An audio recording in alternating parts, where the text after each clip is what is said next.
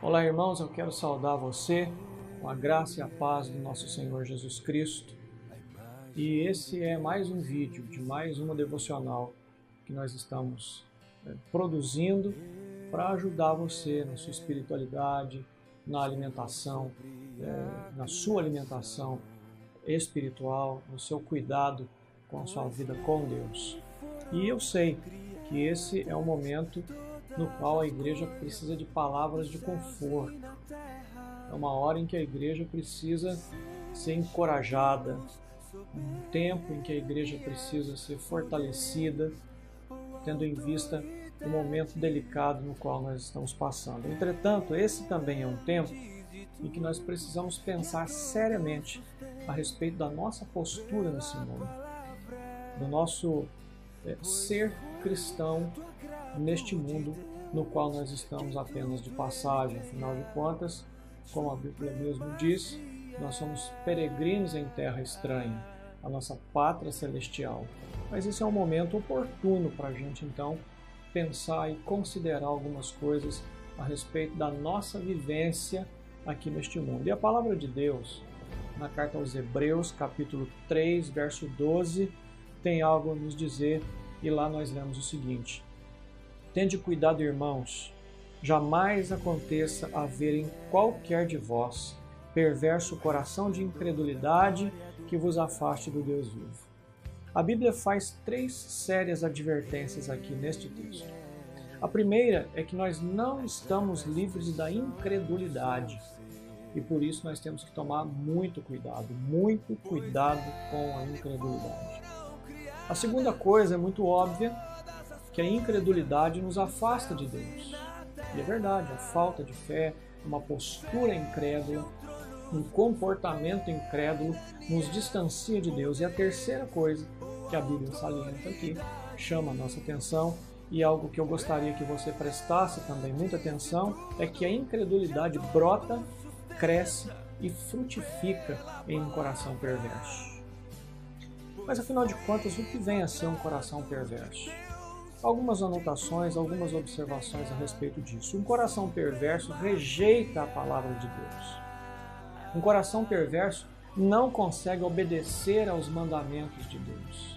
Não dá atenção aos imperativos do Senhor para a nossa vida. E também não consegue descansar nas promessas. A palavra de Deus tem mandamentos e tem promessas. Mandamentos que nos direcionam e promessas que nos confortam. E um coração perverso não consegue nem obedecer aos mandamentos e nem descansar com esperança e com fé nas promessas de Deus. O coração perverso também se entrega a todas as obras da carne.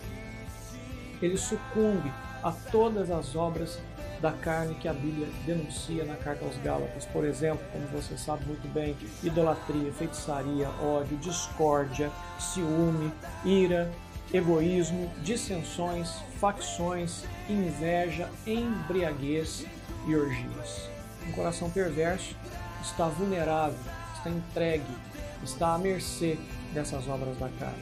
O coração perverso anda segundo os seus próprios pensamentos, segue as suas próprias opiniões e por causa disso ele tenta viver em autonomia nesse mundo.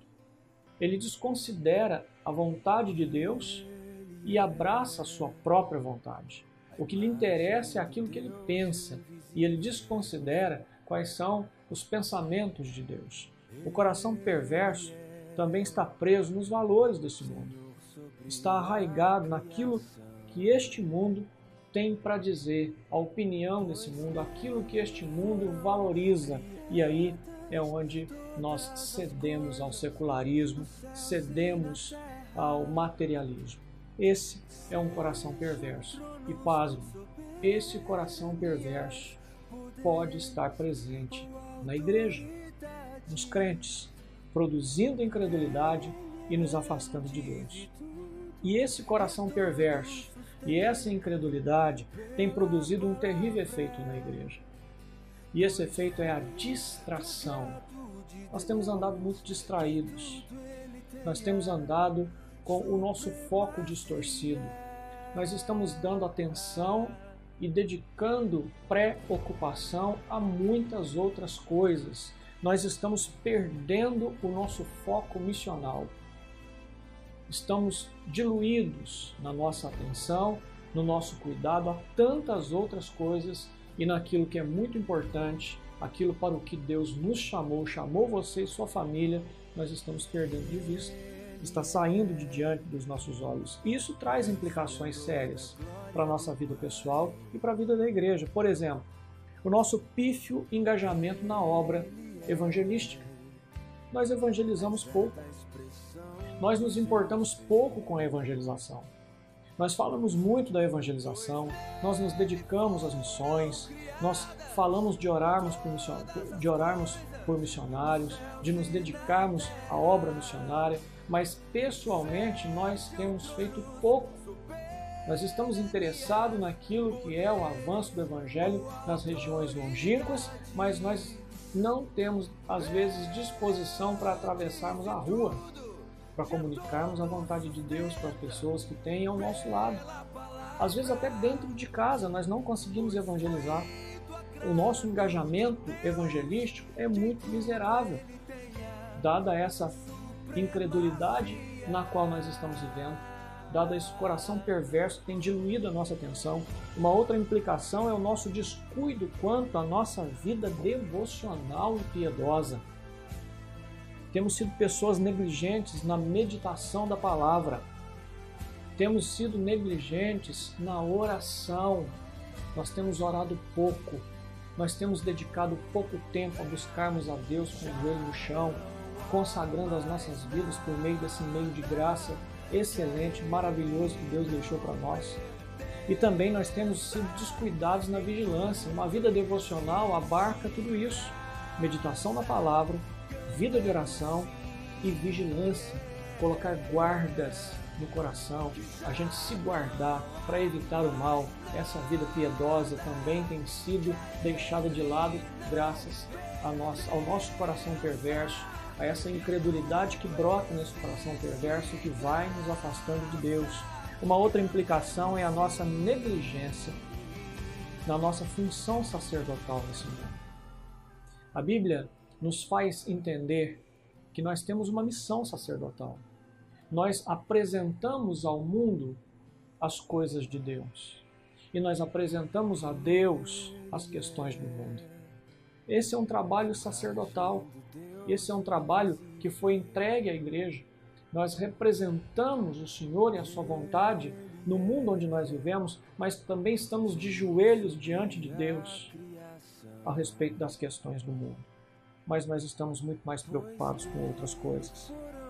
Eu creio, meus irmãos, que esse momento delicado no qual nós estamos vivendo é um alerta de Deus para a igreja. É um chacoalhão de Deus na igreja. Deus quer que nós acordemos do nosso entorpecimento. O Senhor Deus deseja que nós tomemos a nossa posição, que tomemos a nossa posição como servos dele, como povo de Deus, neste mundo, que tem a responsabilidade de proclamar as virtudes daquele que nos chamou das trevas para a sua maravilhosa luz. Sendo assim, diante de tudo isso que nós dissemos, eu acredito que seja oportuna a palavra do autor da carta aos Hebreus, quando ele diz: hoje, se ouvirdes a sua voz, não endureçais o vosso coração. E a voz de Deus, de uma forma altissonante, por meio de tudo isso que nós estamos vivendo, por meio dessas ameaças nas quais nós estamos aí, ou às quais estamos sujeitos, a voz de Deus altissonantemente está conclamando à igreja a um retorno, a uma volta para Ele. E é isso que nós devemos fazer. E é isso que nós devemos pensar. Obviamente, nós precisamos, nesse instante, de uma palavra de encorajamento, de conforto, de consolo, que nos jogue para cima, para que nós não venhamos a ficar acanhados, entristecidos e pessimistas diante de tudo que acontece. Mas é um tempo em que nós precisamos ouvir coisas importantes de Deus para que nós mudemos a nossa postura, para que nós acordemos, para que nós venhamos a assumir a nossa posição nessa grande batalha espiritual, nessa grande obra que o Senhor Deus quer fazer no mundo, quer fazer na vida de pessoas a quem Ele quer alcançar, e Ele vai usar a igreja, Ele quer usar a igreja, Ele quer usar a sua vida, Ele quer usar a nossa querida Igreja Presbiteriana do Brasil.